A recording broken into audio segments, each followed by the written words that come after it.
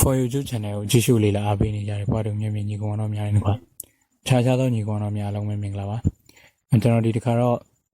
အခုလက်ရှိ update ထွက်ထားတဲ့ talkback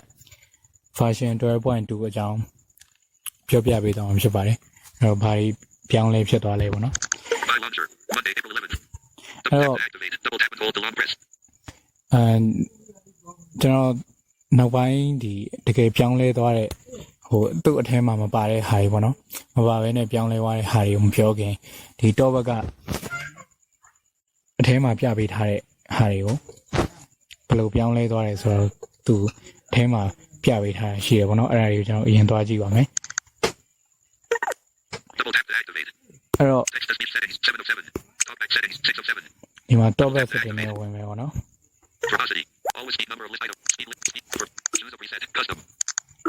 Talkback settings. Verbosity enlisted. Text audio. New features in talkback. ဒီမှာ talkback setting နဲ့ရောက်ပြီဆိုရင် New features in talkback. ဒီ new feature in talkback ဆိုတဲ့ဝင်လိုက်မယ် Page 1 of free. You will page 1 of free. You will get simplified page. Welcome to the updated talkback. ဒါအခုဒီ update လုပ်လိုက်တဲ့ talkback ပေါ့နော် Page 1 of free. You will get simplified volume controls, quick action controls, and more. You will learn about key updates and changes in the next few screens. This will take about 5 minutes. You can review this information in talkback settings at any time. ဒါအခုပြောင်းသွားတဲ့ဟာတွေကိုပြောင်းသွားတဲ့ဟာတွေနဲ့ပတ်သက်လို့သူနည်းနည်းပြောပြရပါတော့ပြီးတော့ဒီ talkback setting နဲ့မှာအချိန်မီလာကြည့်နိုင်လို့ရလာကြည့်လို့ရတယ်ဆိုတော့ပြောပြရအောင်ကျွန်တော် next နှိပ်လိုက်မယ်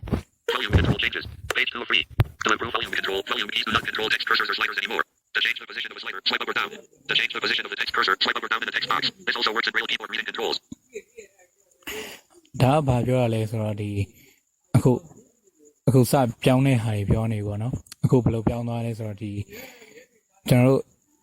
ဒီတခြင်းတွေကိုပဲဖြစ်ဖြစ်ဥမာ YouTube မှာတခုခုကိုရစ်တယ်ဆိုရင်အရင်တော့ဒီvolume key သုံးပြီးရစ်တာမျိုးရှိရပေါ့နော်အဲ့တော့ volume key သုံးလို့လည်းရတယ် 9.1 စပြီးတော့ပေါ့နော် volume key သုံးလို့လည်းရတယ်ဒါမှမဟုတ်ဟိုပါပေါ့ဒီလက်နဲ့လည်းအပေါ်လက်ချောင်းနဲ့လည်းအပေါ်ဆွဲရဒါမှမဟုတ်အောက်ဆွဲရလောက်ပြီးသုံးလို့ရတယ်ပေါ့နော်အခုကျတော့ဒီ volume key နဲ့မရတော့ဘူးဒီလက်နဲ့ပဲအပေါ်ဆွဲအောက်ဆွဲလောက်ပြီးရစ်တာပဲရတော့မယ်ပေါ့နော်အဲ့တော့ဒီစာတွေဆိုရင်လည်းအဲ့လိုပဲအရင်တော့ဆိုရင်ဒီ volume key ကိုသုံးပြီးတော့မှစာတွေကို edit လုပ်လို့ရတယ်ပေါ့နော်ရွှေ့လို့ရတယ်အခုတော့အဲ့လိုမရတော့ဘူးဒီလက်နဲ့ပဲဒီအပေါ်ဟိုလက်ချောင်းနဲ့ဆွဲရတာမဟုတ်အောက်ကိုလက်ချောင်းနဲ့ဆွဲရအဲ့လိုမျိုးပဲသုံးပြီးတော့သူကအဲ့လိုမျိုးပဲသုံးလို့ရတော့တယ်ပေါ့နော်အဲ့ဒါပြောတာပေါ့ Next 10နဲ့ကြာ Page 3 of free. You can switch between different sections on your screen, like the notification bar, main content, and keyboard. To use window navigation, swipe down and then up. Keep going until you have selected window navigation. To navigate to the window, swipe down. ဒါ window navigation ပေါ့နော်အခုဒါကဘာလဲဆိုတော့ဒီ talkback မှာအခု window ဆိုတဲ့ဟာလေးပါလာတယ်ပေါ့နော်အဲ့ဒီမှာမှအဲ့ window ဆိုတဲ့နေရာကိုဒီ up down mode down app နဲ့ရွှေ့သွားပြီးသွားပြီဆိုရင်ဒီ up down mode down အဲ့လိုမျိုးသွားရင်ဒီ notification panel နေရာတို့အခုလက်ရှိ main content ပေါ့နော်အခုလက်ရှိရောက်နေတဲ့နေရာတို့နောက်ဒီ volume ချိန်တဲ့နေရာတို့အဲ့လိုနေရာမျိုးတွေမှာအဲ့လိုနေရာမျိုးတွေကိုရွှေ့ပြီးဒီ windows ဆိုတဲ့နေရာနေသွားလို့ရတယ်ပေါ့နော်အဲ့ဒါပြောတာပေါ့ဒါဘာမှတော့တိတ်အရေးမကြီးပါဘူးဒါပေမဲ့ finish ပေါ့နော်သူပြောင်းသွားတာဒီထဲမှာတော့ဒါပဲပေါ့နော်ဒီထဲမှာဒါပဲဆိုပေမဲ့ဒီထဲမှာတော့ဒါပဲဆိုပေမဲ့ကျွန်တော်ဒီအထဲမှာမပါဘဲနဲ့အပြင်မှာဟိုပြောင်းလဲသွားတဲ့ဟာတွေလည်းရှိရတယ်အဲ့ဒါကိုဆက်ပြီးပြောပြပေးသွားမယ်ပေါ့နော်Monday, April 11th, out of list. Home screen 1 of 2. Double tap that. Settings. Hide screen 6 of 9. Voice of talkback settings. Talkback settings. Talkback. New features in talkback and list. Double tap to activate. Cover proximity. Talkback version ကိုချက်ကြည့်ကြည့် Open talkback at the Play Store. Current talkback version 12.2. Double tap to activate. 12.2 နော်အဲ့တော့ကျွန်တော်တို့ဟိုမှာတော့ Play Store မှာတော့ update ဖြစ်တာမတွေ့သေးဘူး12.1 အထိပဲကျွန်တော်တို့စီမှာရသေးရပါတော့ဖြစ်နိုင်တာတော့ဒီမြန်မာနိုင်ငံအတွက်12.2ကိုမပေးသေးတာလည်းဖြစ်နိုင်တယ်ကျွန်တော်စီမှာကျွန်တော် device မှာတော့မရသေးဘူးပေါ့နော်ဆိုတော့ဟို ကို device မှာရတယ်ဆိုရင်တော့လေဒါအဲ့ဒီကနေပဲ update လုပ်လိုက်ပါဗျာအဲ့လိုမျိုးမရသေးဘူးဆိုရင်တော့ကျွန်တော် description မှာချပေးထားမယ့် link ကနေပဲ down လိုက်ပါအဲ့တော့အဲ့ဒီ description မှာချထားပေးမယ့် link ကဟိုက APKS တိုက်နေပေါ့နော် APK တိုက်နေမဟုတ်ဘူး APKS တိုက်နေဖြစ်တဲ့အတွက်ဒီမှာဟို SAI ဆိုတဲ့ software လေးကိုလည်း down ထားဖို့လိုမယ်အဲ့ဒါမှဒီကျွန်တော် link ချပေးထားမယ့်အဲ့ talkback 12.2 ကို install တင်လို့ရမယ်ပေါ့နော်အဲ့ SAI ဆိုတဲ့ဟာလေးနဲ့အဲ့တော့အခုနောက်ပိုင်းတော့ဒီ SAI ကိုတော်တော်များသိလာကြပါပြီအဲ့တော့ဒါနောက်ပိုင်းဟာတွေကတော့ပြောစရာလုံးဝမထင်ဘူးပေါ့နော် install တင်တဲ့အပိုင်းကတော့ okay ဟုတ်ပြီအဲ့တော့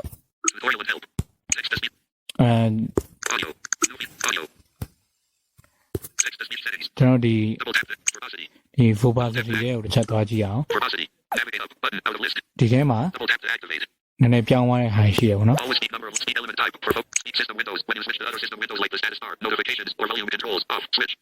ဒီမှာ speed system window ပေါ့နော်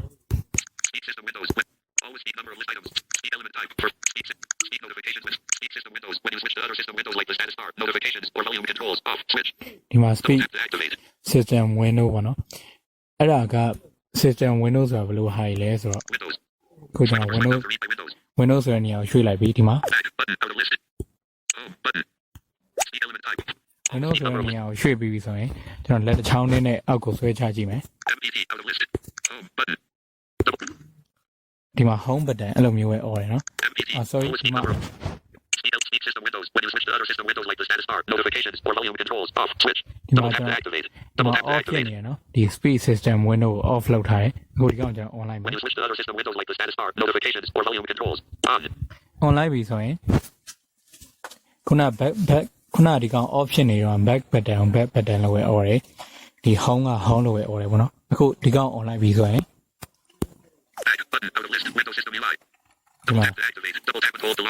ဒီမှာ back button Windows system UI အဲ့လိုမျိုးអော်တယ်ပေါ့နော်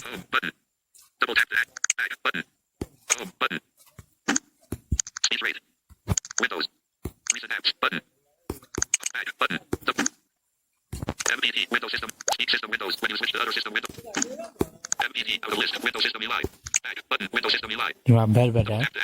ဒီချောင်းနဲ့ကျွန်တော်အောက်ကိုဆွဲချရဲဆိုရင်ဒီမှာ back button Windows system UI Windows system UI အဲ့လိုမျိုးអော်တယ်ပေါ့နော်အဲ့လိုမျိုးတွေသွားတယ်အဲ့ဒီမှာကိုလိုချင်တဲ့နေရာရောက်ပြီဆိုရင်ဥပမာဒီ notification bar လို့နေရာရောက်ပြီဆိုရင်ဒီ battery တို့ဘာလို့ကြည့်လို့ရတယ်ပေါ့နော်အဲ့လိုမျိုးပေါ့ဒါကတိတ်တော့အရင်မကြည့်ဘူးဒါပေမဲ့ဒီကောင် on ထားရင်ဒီ Windows system UI ဆိုတာអော်တယ်ပေါ့နော်အဲ့လိုမျိုးអော်တယ်ဒီကောင်ပိတ်ထားလိုက်ပြီဆိုရင်တော့အဲ့လိုမអော်တော့ဘူးပေါ့နော်When you switch to other system windows like the status bar, notifications or volume controls off. Off လုပ်ထားလိုက်အဲ့ဒါဆိုရင်မអော်တော့ဘူး button out of list. Back button လို့អော်ရတယ်ပေါ့နော်အဲ့လိုပြောင်းသွားတာရှိတယ် Speed rate always speed number of list speed element speed system with speed notifications when screen is off switch. Use pitch changes speed deleted letters in the higher pitch voice on speed letters with examples when you select keyboard echo on screen keyboard echo capital F miscellaneous speed element speed Okay ဒါရတော့ထုတ်ပြောကြရမလို့ရှိသိပြီးသားပြီပေါ့နော်အဲ့တော့နောက်တစ်ခုအဓိကပြောင်းသွားတာကသူ့ရဲ့performance ပေါ့နော်သူ့ရဲ့ rate ကအရင်မြန်သွားတယ်တောင်းရတာပိုပြီးကောင်းသွားတယ်ပေါ့နော်ဒီအရင်တော့ဆိုရင် top ဘက်ဆိုရင်နည်းနည်းတော့နှီးရလို့ခံစားရတယ်ပေါ့နော်ဒါပေမဲ့အခုကျတော့အဲ့လိုသိမဟုတ်ချင်တော့ဘူးback button နှိပ်လိုက်ပြီဆိုရင်နှိပ်လိုက်တာနဲ့တန်းပြီးတော့နှိပ်လိုက်တာနဲ့တန်းပြီးအတန်ထွက်လာတယ်ပေါ့နော်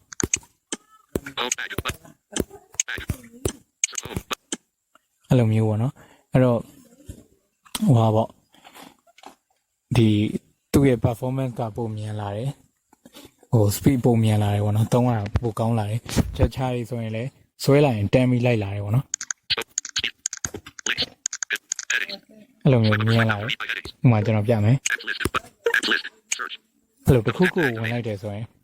ရင်တော့တစ်ခုခုတွေကိုသွားရင်နည်းနည်းလေးတော့ကြာတယ်ဗျာသွားရတာဒါပေမဲ့အခုကအဲ့လိုမဟုတ်တော့ဘူးပုံမြန်လာတယ်ပေါ့နော်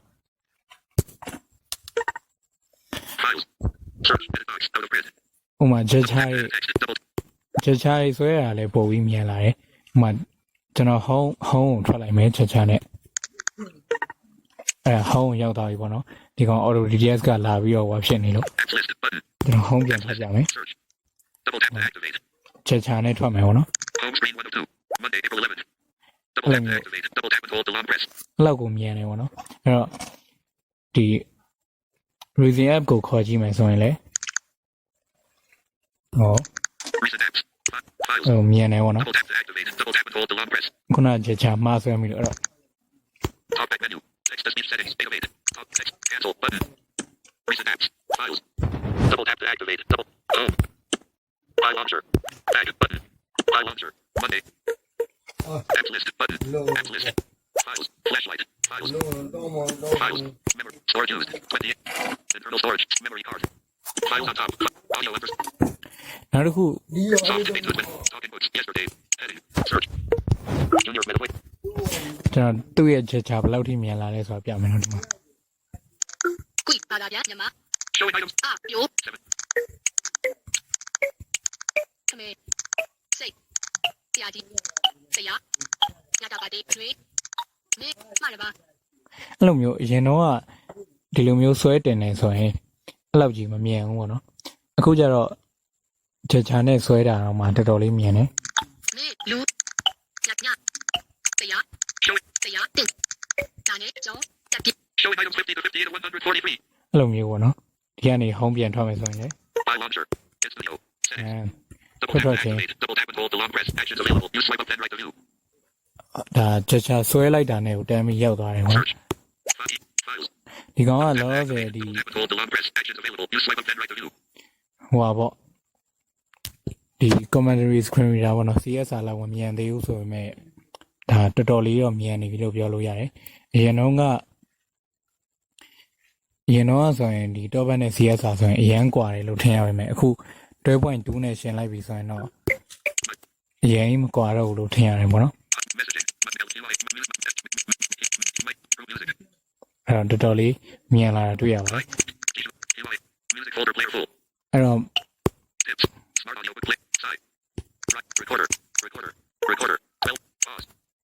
ကျွန်တော်နောက်ဆုံးနောက်ထပ်နည်းနည်းကြံနေရလေးပြောစရာရှိသေးလို့ပေါ့နော်ဒီအခုကျွန်တော်ချထားပေးမဲ့ဒီ link မှာချထားပေးမဲ့ဟာကဟို32 bit အကြေအတွက်တော့မရသေးပါဘူးအဲ့ဒီမှာကဟို64 bit သုံးတဲ့ user တွေအတွက်ပဲinstall တင်လို့ရမယ်ပေါ့နော်ကျွန်တော်မှလည်းဒီတစ်ခုက32တစ်ခုက64ဖြစ်နေတဲ့အခါကျတော့ဒီ64 bit device မှာပဲကျွန်တော်ဒီမှာဟိုပြရတယ်ပေါ့နော်32 bit ဖြစ်နေတဲ့ device မှာတော့ဒါ install တင်လို့မရသေးပါဘူးအဲ့တော့ Play Store က official update ပေးပြီဆိုရင်တော့ဒါ64 32သမားရောရမယ်ပေါ့နော်လောဆယ်ကတော့ဒါ64 bit သမားတွေအတွက်ပဲဒီ 12.2 ကသုံးလို့ရအောင်ပါ32 bit သမားတွေအတွက်ကတော့ဒါဟိုမတက်နိုင်ဘူးပေါ့လေအဲ့တော့ဒါပေမဲ့တော်တော်များများကဟို64 bit user တွေကများပါတယ်ဆိုတော့ဟိုအနည်းစု32 bit တွေအတွက်ကတော့ဒါခုနပြောသလို Play Store က official update ပေးလာတဲ့အချိန် update ရလာတဲ့အချိန်ကိုပဲကျွန်တော်စောင့်အောင်ပါလောဆယ်ဒီ Play Store က official update မရသေးခင်ကတော့ဒီ64သမားတွေကတော့ကြိုပြီးသုံးလို့ရမယ်ဒါ32သမားတွေကတော့အဲ့ဒီအချိန်စောင့်အောင်မယ်ပေါ့နော်โอเคအဲ့တော့ဒီနေ့ဗီဒီယိုကတော့ဒီလောက်ပါပဲအဲ့တော့ဒီဗီဒီယိုနဲ့ပတ်သက်ပြီးတော့ဒါဝေဖန်ကြံပြုချင်တာရှိရင်ပဲဖြစ်ဖြစ်ဒါမှမဟုတ်တစ်ခုကိုမေးချင်တာရှိရင်ပဲဖြစ်ဖြစ်အစီအစဉ်တင်ဆက်စေချင်တာတစ်ခုခုရှိရင်ပဲဖြစ်ဖြစ်ဒါ comment မှာရေးသားပေးခဲ့လို့ရပါတယ်အဲ့တော့ for YouTube channel ကို subscribe မလုပ်ရသေးရင်လည်းလုပ်ထားဖို့နဲ့ Facebook နဲ့ Telegram မှာလည်း join ထားစေရင်ပါတယ်အဲ့ဒါမှဒါကျွန်တော် for you ကတင်ဆက်ပေးနေတဲ့နေပညာနဲ့ပတ်သက်တဲ့အကြောင်းအရာမှန်သမျှကို channel တစ်ပြင်းကြီးသိရှိနိုင်မှာဖြစ်ပါတယ်အဲ့တော့ဒီနေ့ဗီဒီယိုတော့ကျွန်တော်ဒီလောက်နဲ့ပဲအဆုံးသတ်လိုက်ပါတယ်